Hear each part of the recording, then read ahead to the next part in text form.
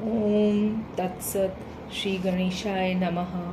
श्रीमद् भागवत महापुराण प्रथम स्कंद चौथा अध्याय।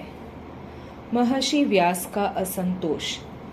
व्यास जी कहते हैं, उस दीर्घकालीन सत्र में सम्मिलित हुए मुनियों में विद्या वयोवृद्ध कुलपति ऋग्वेदी शौनक जी ने सूत जी की पूर्वोक्त बात सुनकर उनकी प्रशंसा की और कहा।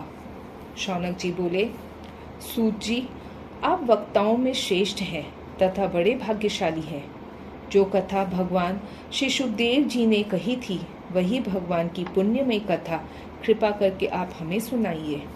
वह कथा किस युग में, किस स्थान पर और किस कारण से हुई थी? मुनिवर, श्री कृष्ण द्वैपायन ने किसकी प्रेरणा से इस परमहंसों की संहिता का निर्माण किया था? उनके पुत्र सुखदेव जी बड़े योगी, समदर्शी, भेदभाव रहित, संसार निद्रा से जगे एवं निरंतर एकमात्र परमात्मा में ही स्थित रहते हैं। वे छिपे रहने के कारण मूढ़ से प्रतीत होते हैं। व्यास जी जब संसार के लिए वन की ओर जाते हुए अपने पुत्र का पीछा कर रहे थे, उस समय जल में स्नान करने वाली स्त्रियों ने नंगे सुखदेव को देखकर तो वस्त्र धारण नहीं किया, परंतु वस्त्र पहने हुए व्यास जी को देख के लज्जा से कपड़े पहन लिए थे। इस आश्चर्य को देखकर जब व्यास जी ने उन स्त्रियों से इसका कारण पूछा, तब उन्होंने उत्तर दिया कि आपकी दृष्टि में तो सभी अभी स्त्री पुरुष का भेद बना हुआ है, परंतु आपके पुत्र की शुद्ध दृष्टि में यह भेद नहीं है। कुरु जांगल देश में पहुंच के हस्तिनापुर में वे पागल, गूंगे तथा जड़ के समान विचरते होंगे। नगरवासियों ने उन्हें कैसे पहचाना? पांडव नंदन राजर्षि परीक्षित का इन मौनी सुखदेव जी के साथ संवाद कैसे हुआ, जिससे यह भागवत संगीता कही गई? महाभाग, श्री सुखदेव जी तो गृहस्थों के घरों को तीर्थ स्वरूप बना देने के लिए उतनी ही देर उनके दरवाजे पर रहते हैं जितनी देर में एक गाय दुही जाती है। सूत जी, हमने सुना है कि अभिमन्यु नंदन परीक्षित भगवान के बड़े प्रेमी भक्त थे। उनके अत्यंत आश्चर्यमय जन्म और कर्मों का भी वर्णन कीजिए। वे तो पांडव वंश के गौरव बढ़ाने वाले सम्राट थे। वे भला किस कारण से साम्राज्य लक्ष्मी का परित्याग करके गंगा तट पर मृत्यु पर्यंत अनशन का व्रत लेकर बैठे थे? शत्रुघ्न अपने भले के लिए बहुत सा धन लाकर उनके चरण रखने की चौकी को नमस्कार करते थे। वे एक वीर युवक थे। उन्होंने उस दुस्त्यज लक्ष्मी को अपने प्राणों के साथ भला क्यों त्याग देने की इच्छा की? जिन लोगों का जीवन भगवान के आश्रित है, वे तो संसार के परम कल्याण, अभ्युदय और समृद्धि के लिए ही जीवन धारण करते हैं। उससे उनका अपना कोई स्वार्थ नहीं होता। उनका शरीर तो दूसरों के हित के लिए था। उन्होंने विरक्त होकर उसका परित्याग क्यों किया? वेदवाणी को छोड़ के अन्य समस्त शास्त्रों के आप पारदर्शी विद्वान हैं।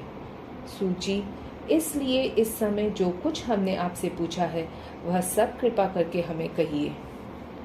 सूत जी कहते हैं, इस वर्तमान चतुर्युगी के तीसरे युग द्वापर में महर्षि पराशर के द्वारा वसु कन्या सत्यवती के गर्भ से भगवान के कलावतार योगीराज व्यास जी का जन्म हुआ। एक दिन वे सूर्योदय के समय सरस्वती के पवित्र जल में स्नान आदि करके एकांत और पवित्र स्थान पर बैठे हुए थे।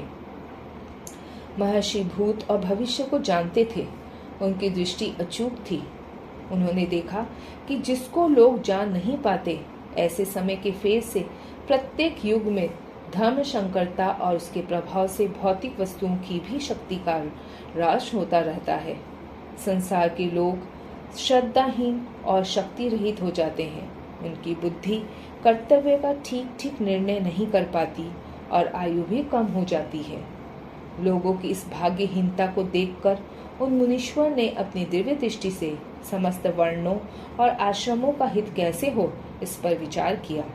उन्होंने सोचा कि वेदोक्त चातुर्होत्र कर्म लोगों का हृदय शुद्ध करने वाला, इस दृष्टि से यज्ञों का विस्तार करने के लिए उन्होंने एक ही वेद के 4 विभाग कर दिए।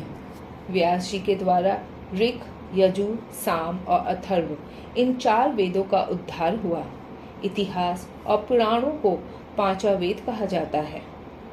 उनमें से ऋग्वेद के पैल, साम गान के विद्वान जैमिनी एवं यजुर्वेद के एकमात्र स्नातक वैशंपायन हुए।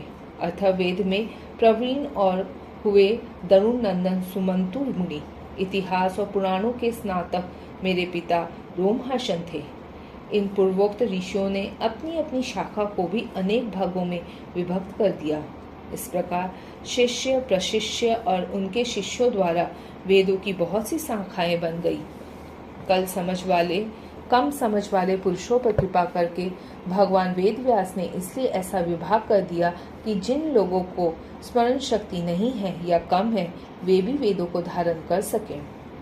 स्त्री, शुद्ध और पति द्विजाति तीनों ही वेद श्रवण के अधिकारी नहीं है, इसलिए वे कल्याणकारी शास्त्रोक्त कर्मों के आचरण में भूल कर बैठते हैं। अब इसके द्वारा उनका भी कल्याण हो जाए, यह सोचकर महामुनि व्यास ने बड़े कृपा करके महाभारत इतिहास की रचना की। सौनकादि ऋषियों, यद्यपि व्यास जी इस प्रकार अपनी पूरी शक्ति से सदा सर्वदा प्राणियों के कल्याण में ही लगे रहे, तथापि उनके हृदय को संतोष नहीं हुआ। उनका मन कुछ खिन्न सा हो गया। सरस्वती नदी के पवित्र तट पर एकांत में बैठकर धर्मवेत्ता व्यास जी मन ही मन विचार करते हुए इस प्रकार कहने लगे।